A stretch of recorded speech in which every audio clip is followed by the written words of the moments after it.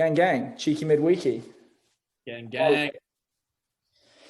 So getting straight into it, in honor of TK, who decided not to show up, I thought it'd be a good topic because it's their first league game today for his team.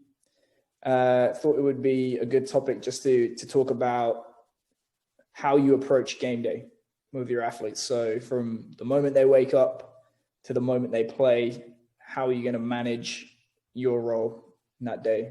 And Scott, you're in the middle of my screen, so you can start off, bro.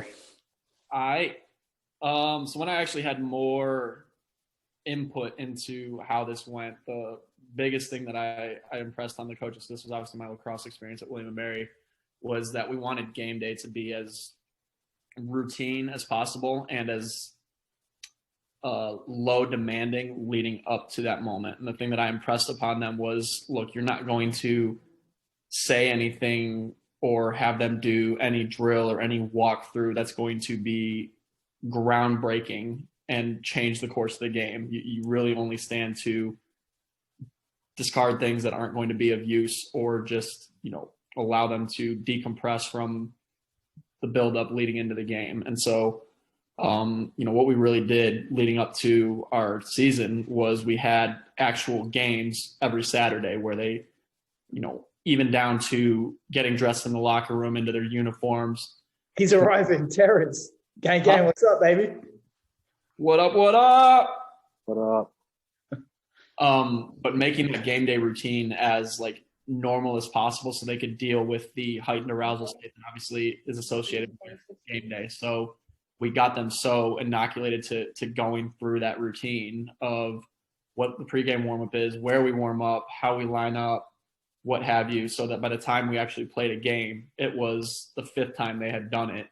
And we even threw in one of the days that we kind of had fun with was incorporating elements of what all could go wrong on a game day. So like a van not starting for them to commute over, for somebody's uniform to not be there, for a stick to get pulled out at the stick check, like all these different variables that could insert some chaos, if you will, to the game day that could go wrong potentially, so that they were, somewhat inoculated to having these unplanned stressors that could come up on the most important day in the competitive cycle. So that was really, really fun to go through. And it really did feel like just another, day when we finally got to games, because they had done it so many times and been through it so many times that it wasn't, apart from the stress of the game and it being the first one of the season and this whole project of the high performance model that we were trying to deploy with them, there was that inherent stress, but the actual logistics of the game day, where people were going to be, how they were going to be, what have you,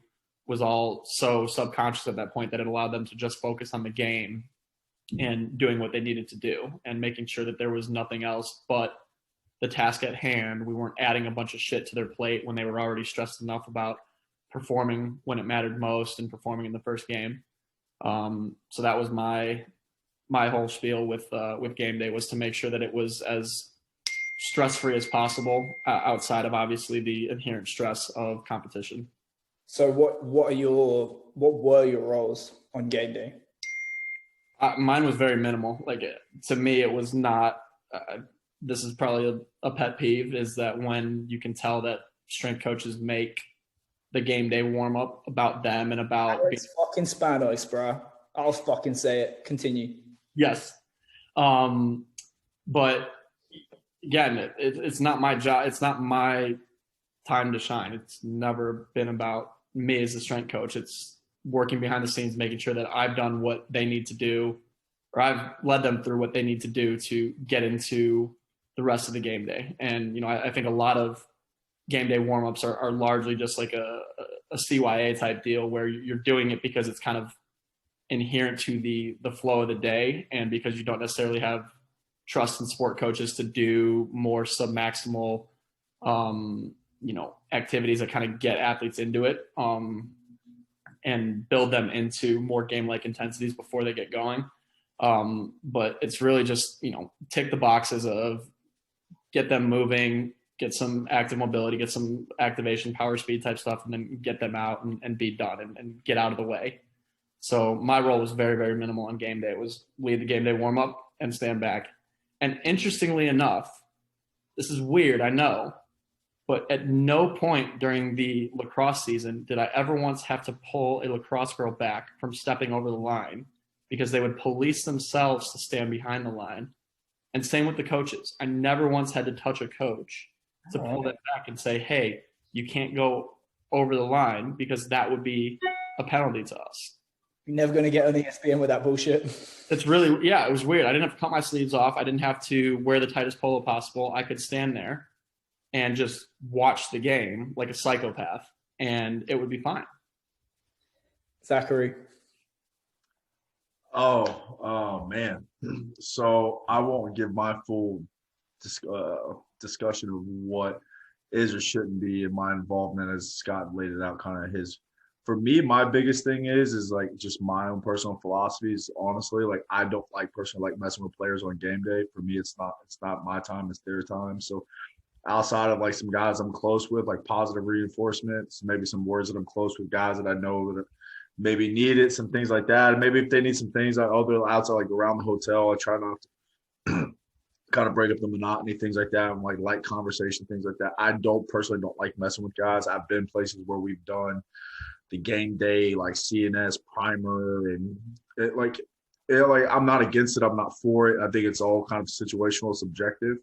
I've seen it where it's been made out bigger than what it is. I've seen it where like it didn't really work. It like it just got on the kids' nerves, and where it was kind of some kids felt pressured, and like anything for like me. My biggest thing is like making kids. I mean, I've been there myself, at least in the collegiate setting, and just knowing where guys kind of almost like finding their own routine. Like you talk about like coaches, especially football coaches, talk about like guys like being a pro and things like that, where letting them find their own like functional routine, whether it's going to the stadium early, things like that. Walkthroughs, meetings, things like that. I think most of the time, like most programs I would see over like coaches, like I would say understand like getting kids in a routine outside of like a few random like letting kids sleep too late, things like that. But trying to make it feel like a normal day. I think most schools I've been around do a pretty good job of that. I think the biggest thing is like when you get like, at least in college football setting, when you're like on one of those West Coast games, you get like the 10 o'clock ESPN game and you're playing a mountain time, you're playing like 8, 9 o'clock, and things like that. So in terms of like just sitting around the hotel, things like that, it's like honestly just try to stay out of the way and like avoid contact with everybody possible, because like to me, like you have no business being on the bus. Like you're just kind of like a glorified. That's what the boy Anthony does normally. He just avoids contact. Yeah, like you're like honestly, like for me, like you're a glorified cheerleader on a free vacation. Might like stretch some guys out, pass out some GPS units for like 36 hours. Like to me, like that's like my role. The most guys make it bigger than what it is, where you're like mandatory meal checks. It's so stressful, bed checks, all like they're like, you know what? Like guys are gonna like, okay, do they go out to the bar, or do they stay in the room up playing Xbox till like midnight or 1 a.m. the night before the game? Like I've seen it both ways. They're starting corner, whoever at X school.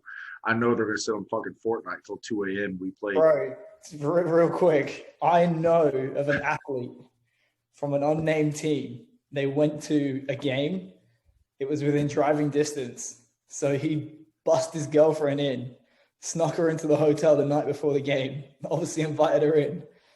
And there was like an hour of like this, like. Oh, that happens everywhere. No. Let me finish. She leaves, turns, and as he's closing the door, he realizes in the room next door to the head coach. All right, so as I finished, I got 2 stories for that one. So one, I was at a school out west, and we had a transfer from a 5-star, 4-star transfer from a big school, whatever. The night before, like our conference rival, we're like in a big city playing an away game over a holiday weekend. He goes out to the clubs or whatever the night before the game, sneaks out past bed check. He's got like bottle service, whatever. Like this kid like has a situation where like money, things like that weren't an issue. He's got bottle service. He's at a table next to our GAs or whatever. This kid comes out, has like 2 forced fumbles, 2 like a pick, was like defensive player of the game, and like he was out to the bar, like the clubs like 3 a.m. the night before. So like peak performance, all this stuff, like it's all situational. Then I've had another school in that conference I worked at. I remember looking at a kid, knocked on his door for bed check. Like, where's X player? Where's Johnny? And he said, oh, he's downstairs. And like, first, let me back up. So I knock on the door. I hear like this big, loud rustling. Like this kid is massive. And he opens the door to bit like out of breath. What's up, coach? And I'm like, what are you doing? So I end up, I go chase down the other kid, and I end up finally come with the other kid, paid X kid to leave the room so he could handle his business. It was like 10:30 at night the night before a game, and I was like, what? Anyway, but when it comes to like game day, I've been in situations where I've been like the get back guy. I've been smacked in the face. I've been at another school where like I did the Scott Kuhn approach, and like I just watched and observed and stayed out of the way. I've helped like sport coaches like chart plays and like track like reps in a game when they're rotating players. Like for me, like again, it's like stay out of the way. Don't make it about you. To be honest, like I'm not a hype guy, I'm not a cheerleader, but I'll help the kids when I can, where I can, and it's by helping them perform on game day, so whatever that is. So like helping the coach things like that, like chart plays, track reps, whatever they can to help them make decisions. I'm cool with that. But in terms of like being some like grown ass man's like child leash with like the monkey backpack at the grocery store, like it's ridiculous. But whatever. I'll jump in on that too, because I refused to touch a coach last season, and I was like, they are paid way too much relative to me. I'm with you. I'm with you, but I mean, and I know you and me have both been in that situation for like a long time, like since we've been in college playing. And like for me, like I don't say I agree with it, but like for me, like it's subjective to how much I like you as like a person. If you're a good coach, like a good person, like okay, like I'll throw you a bone and I'll help you out. But if like you're an asshole, like I'll tell you once just because it's my job and I like my paycheck. The second time it's on you, and I told you so. I will absolutely yell it out and say, hey, get back, as a general reminder, but I refuse to put my hands on anybody. Like to me, that's just insulting to the fact that it took me 6 years of school, accreditations, experience to get this job, and the larger part of sport coaches are getting the job off of nepotism alone, and that's it. And that's where it's like, to me, it's just it's. Yeah, Scotty boy. Sometimes you just got to play the game, though. I 100% disagree. Sometimes you got to. Sometimes you got to play the game. Bro, you just got to fucking flip that board and say, "All right, see you later." When did it become so prevalent? Once, the whole like clown fucking act immediately after Scott Cochran. Yeah, I would say in the last like 4 to 5 years. Like, dude, Cochran was getting featured on ESPN like 10 yeah, years. It's probably way like I would say like in the last decade it's been got like picked up like huge on like ESPN. Like now it's like a running joke and shit. But I mean, I can't like it's been going on forever in a fucking day. I mean, to be honest, the joke is that people just fucking copy it. Yeah, it's like. And then out the other side of their mouth, they're condemning strength coaches who kill kids, and we wonder why nobody respects the profession, and we all get fired with the sport coaches. Again, nothing was more telling to me than the fact that the day after we're told our head coach was fired, that the only people on the HR call to answer questions about contracts were the sport coaches and the strength coaches. Not an AT, not an equipment manager, not an ops person, not a nutritionist, psychologist. They all stayed? Yeah. Interesting. JJ, what about you, brother? It'll be similar to these two. It's just, you get out of the way pretty much, don't you, on game day? Let the players do what they want. So, I mean, yeah, I literally just stay out of the way. I'll ask the players what they want to do, like what they like doing in their warm-up in pre-season. And then I'll run a couple of those warm-ups in the pre-season on like pre-season games, because I think one of the things that we found was that you'd get to like the first game of the season and you go through the warm-up, and obviously the warm-up would be 10 times more intense than it ever has been previously because it's the first game of the season. Yeah. And then you get into the end of the warm-up and boys are looking at each other and they're like, I don't know if I'm going to last this game. Mm-hmm. So we just, we ran it through warm-up a couple of times, like through pre-season. But other than that, it's just like, get out of the way. I mean, to be fair, like for myself, it was get out of the way to the point where I think I had a few occasions where I've had parents actually like complain to the coaches and things like, does he not care? Does he not interested? Because I literally about me, because I'm stood like behind the posts, just watching the game. Bro, the parents are the worst thing about youth athletics. Oh, that was one of the smartest things that somebody ever said to me when I worked in the youth system. Like a word of advice: if you're gonna give out your phone number, give it to the kids. Never give your phone number to a parent. And honestly, it served me well. Just try and live their life through their kid. Yeah. I will say this, JJ, for when it comes to the warm up, Sky brought up too. Like that's the other thing too, is like the whole like grand hurrah, like clap and shout, like jacks, like whatever. Like no, like the most successful thing I've had with like warm ups is like with like football. Like you have that big like 75, 90-minute window, like when the kids come out fuck around the field. Normally, I was like, hey, like this 25-minute window. Like, I'm going to be out there. Y'all are going to go through your warm-up. I take them out there. They roll right in through their warm-ups, and they go right back to the field. So as soon as they come out, like, it's football from there on out. Like, and I'm just a glorified cheerleader at that point, helping them out. So like, I would love to see I think it would have been really interesting to track on GPS because we would get to the stadium so early on game day. I would have loved to have seen, like, we would be there probably 2.5 hours before kick. And there were guys that were like rushed to get out there. And the large lot of them are going out there because they want like the OBJ pregame pick where they're getting the sick one-handed catch. Like I've literally watched kids just run back and forth in front of the media area trying to make those one-hand grabs so they can have that one picture that they want. I think it would behoove a lot of coaches to either, if they want to get there early enough so guys can chill and do their thing, fine, but restrict them from going out in the field until that 90-minute clock has started. And then at that point, you're usually looking at guys going back in to start coming out for actual pregame warm-up at, 75 minutes maybe. Bro, we used to arrive at the stadium 75 minutes pre. That's what it should be. Yeah. I mean, with football, there's a little bit more like with getting pads on and what have you, but football. Well, there was one team, Leicester Tigers, who were like one of the, I think there was like a 10-year period where they made 8 grand finals. And apparently their routine was they used to strap and basically dress at the hotel. So they would be t-shirt, shorts, socks. They'd have all the strapping done. And then they would ride on the bus strapped up so that literally all they had to do was walk in the locker room, boots on, shirt on, or like go warm up. So it's like they would get there like 50 minutes before the game. They didn't want to spend a minute because obviously you get these stories in rugby where the opposition locker room is just like a shithole. So they're like, fuck, we're not going to spend a minute longer in there than we want to. And I heard a story about a team in the championship, which is one level below premiership. The locker room was like one of those porta cabins and it had showers and stuff. It was like a temporary facility. And apparently what they did was they closed all the windows, like locked the windows. They pissed all over the showers and cranked the heat and locked the door. So I don't blame them, teams like that. Oh, yeah. I would say I get that because I've been to Iowa. I've been to Iowa before with like the whole like football. Pink. So like the entire room is pink. I've been to UR. So I forget where the fuck I was at. We played at San Jose State out in California. They're like a opposition locker room, I shit you not, is like it's literally a trailer. Literally a trailer. A double wide trailer. It's like 2-sided locker room almost. You were feeling right at home.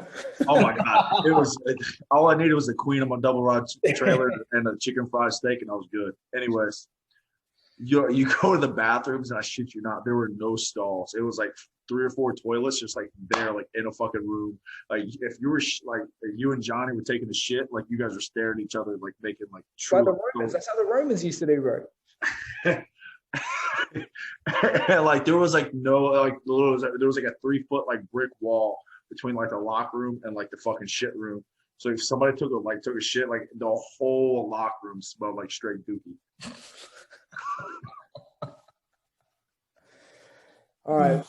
Terrence, can you hear me, bro? Sure. Yeah, I got you. All right. What are you about to do? We got warm up here. We stood out a while. Like I wrote down equipment managers because of COVID.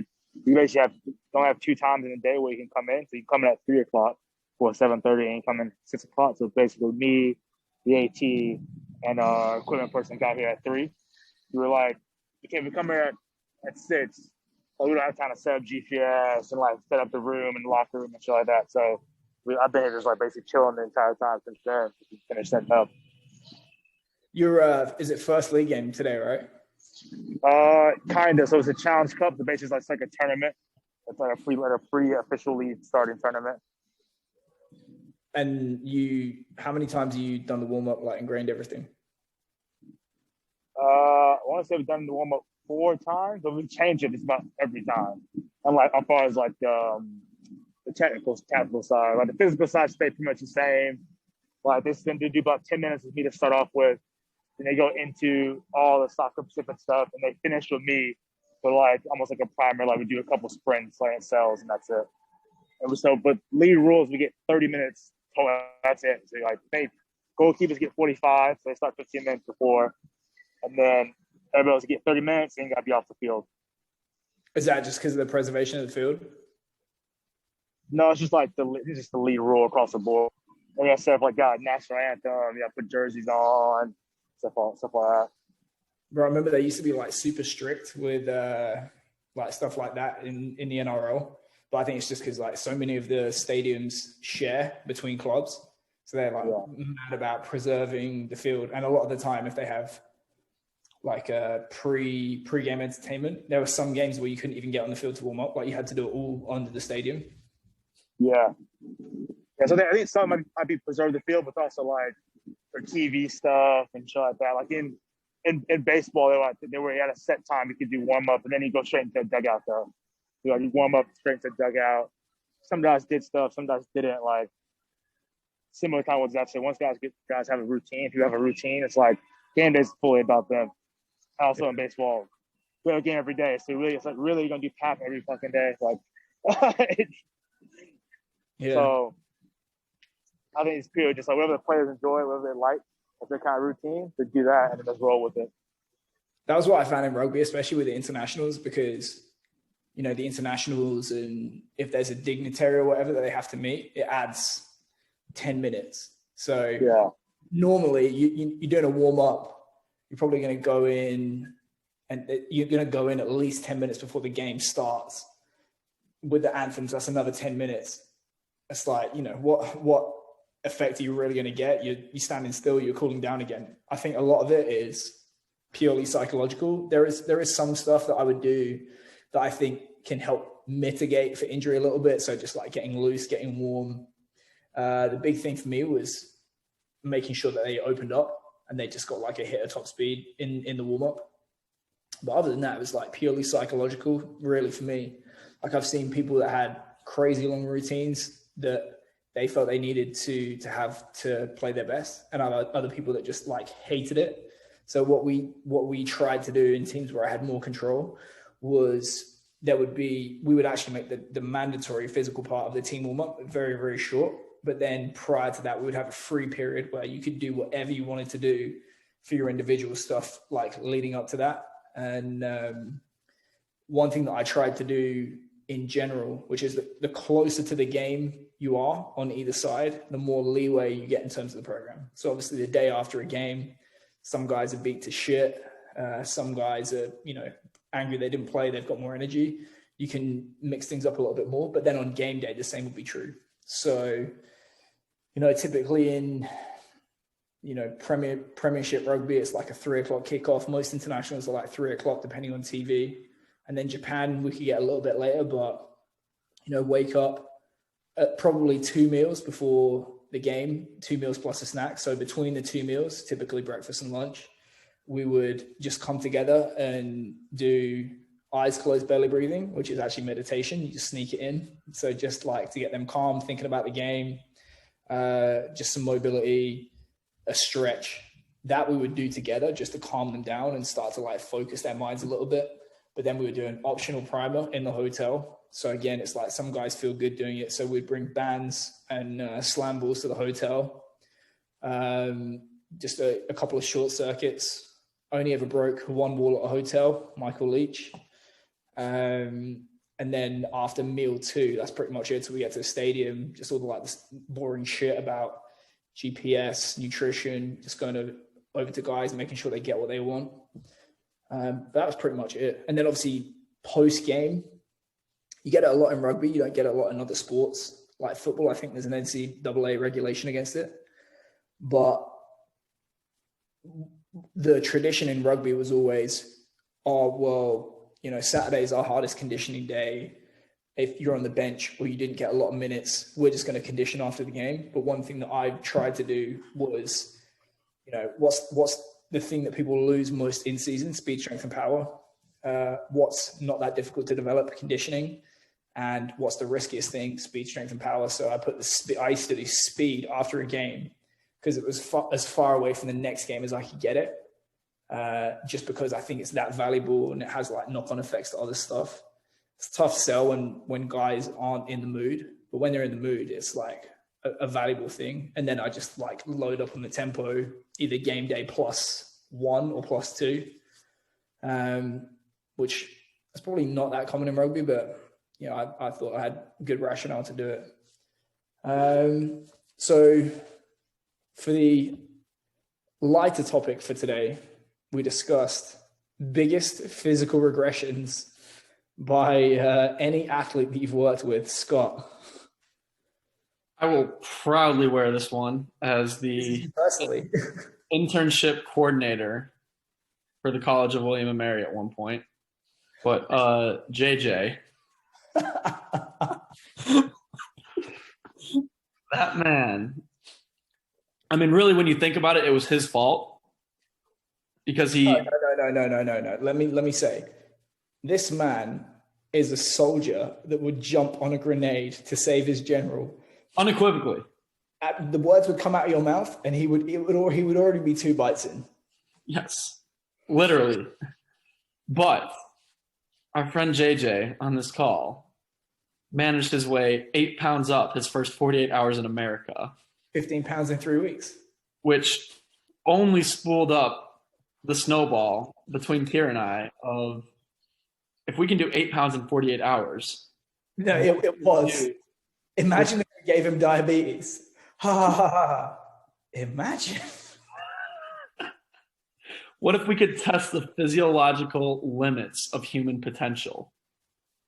And his psychological limits as well. Yes.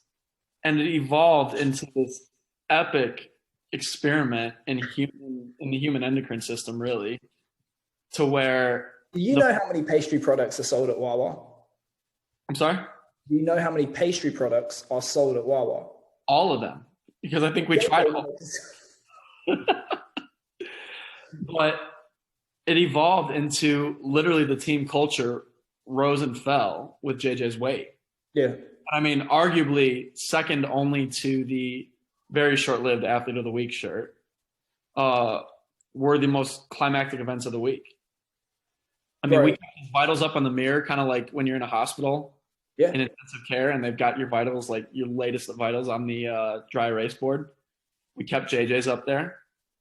And yeah, and then we get to... It's a lot to put on an intern, but it's like basically saying like, listen, if that number on the scale is not going up, you've just fucking tanked the season. I hope you can live with yourself. Yeah. And I mean, when you look at the outcomes year to year, the success we had in 2019 compared to the success that was one of the more successful years in recent memory. Yeah. The powerhouse of the CAA fell apart within 6 months of JJ leaving, so let's just put it there. As we know, correlation one causes the other. Look at the dates, though. It lines up. As we know, correlation is causation. Indeed. So this makes sense. JJ, King Slop, what is the worst regression you've ever witnessed? It's probably...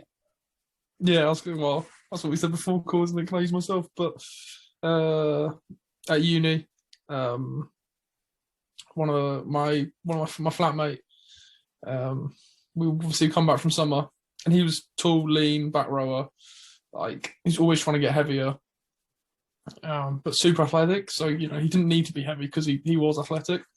We came back after like a big summer off, and I think he normally weighed like 91. And he came back so like quite light for a back rower in the England league, and he was like 104 kilos after a summer. We do one lap in the warm up, and he's on the floor cramping. That was like the first session of pre-season, and I'm like, yeah, it's a long road back for you, mate. So yeah. So I mean, he was trying.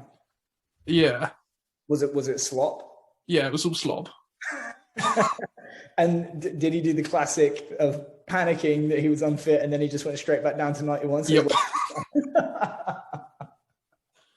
I've been extra conditioning and everything. I'm like, I'm doing all what you're trying to do. And he's like, yeah, but I just can't do it. There we go. Zach. He's creasing up already. All right, so this story will go with the hotel game night masturbation story. This same kid put on roughly 30 to 40 pounds within a 5-month season, and no one could figure. Season is impressive too.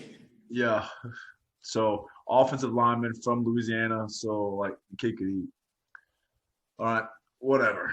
Anyways, so we're trying to figure out how the fuck this kid's put on all this weight. And we get to, and we're a fucking miserable football team. We end up getting fired like 3 weeks later. We're like week 14 of the season, and we're up in fucking bumfuck middle America, right? Cold as shit. It's like the game's like -5.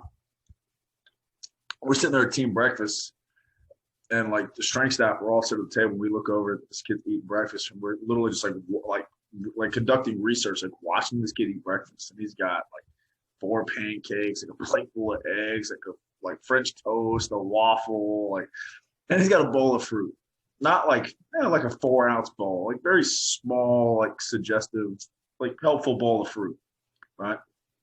He reaches for his spoon. Okay, he's gonna eat his fruit first. Good fat boy, right?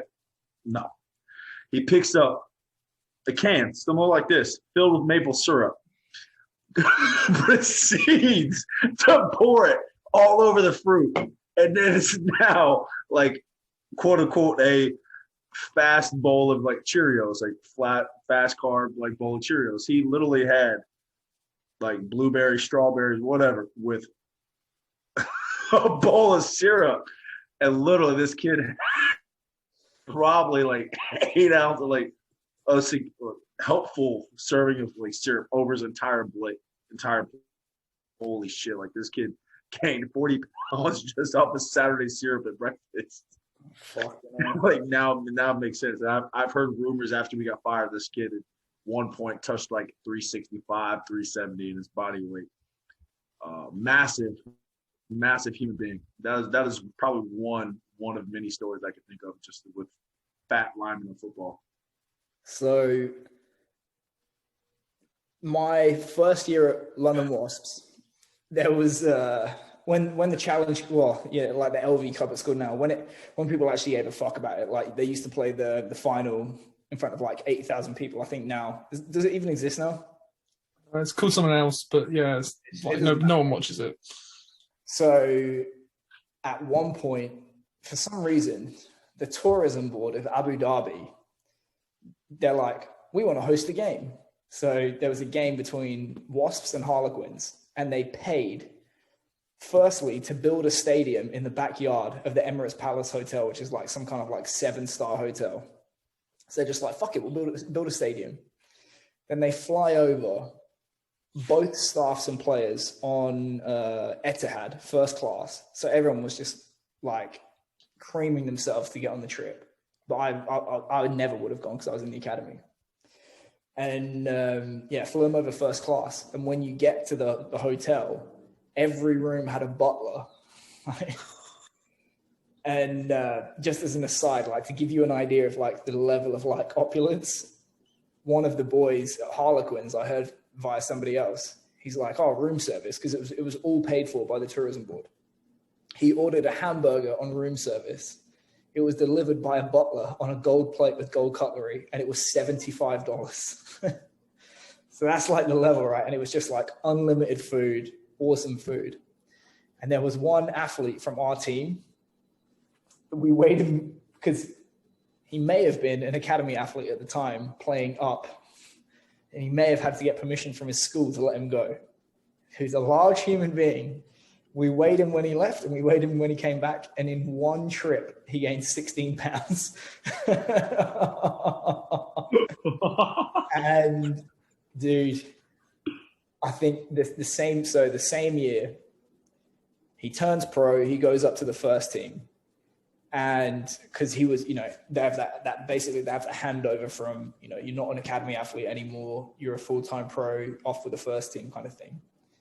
And bearing in mind, you don't want to look unprofessional. You don't want the kid to just die when they step up because, no matter how good you are, it's still a step up in intensity. And this kid was not passing the eyeball test. We're like looking at him like, fucking hell, he looks heavy. And we found out because he basically run his school where he was on scholarship. He just ran it like the Domino's man used to come to his room and deliver to him.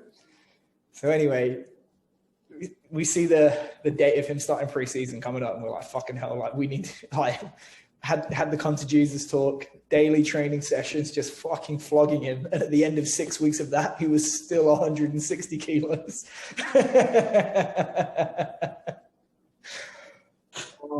So, bro, and he got flogged in preseason. And this is one of the most negligent things I've ever seen. They flogged him that bad. He got pneumonia. And that year he was at 110. You have never seen 110 look that unhealthy. If I look like 110, I'd look like a fat pile of shit. You see this person in 110, you're like, fucking hell. I didn't realize that I could look that skinny. So yeah, that was the biggest regression I've ever seen. I can tell you about another team that I worked at. There was, prior to my arrival, there was rumors of like a drug taking culture in terms of like PEDs. So the testers would come to our club and it would be the same guys randomly tested every single time. And it was like, we had a winger that was like a lean 110 kilos. We had a number 8 that was like 130 kilos, not that fat. We had, a number of back rowers that were like in the 110 to 115 range, 6 packs, all this kind of stuff. But there was another guy, he was the son of the coach. So he was clearly just like not a good enough rugby player to be a pro at that club. But he'd come along with his dad. And he was basically like, his supplement regime was directed by the dad. And they pumped him full of shit. He gained 55 pounds in a year. And it was just like, a lot of muscle mass, a lot of bloat. He used to be like, if his dad saw him drinking anything that didn't have calories in, he would fucking kick off and he would have to like replace it with like Vitago or maltodextrin. And apparently he was like, back squatting 500 pounds of reps and stuff like that. But I mean, it was pretty sloppy based on how he moved. But that's probably one of the biggest weight gains I've ever seen, like legit or otherwise. Hopefully I haven't given enough information there that people can figure out who I'm talking about. I know you can guess, JJ. All right, boys, let's wind it up. Another cheeky midweeky. Go by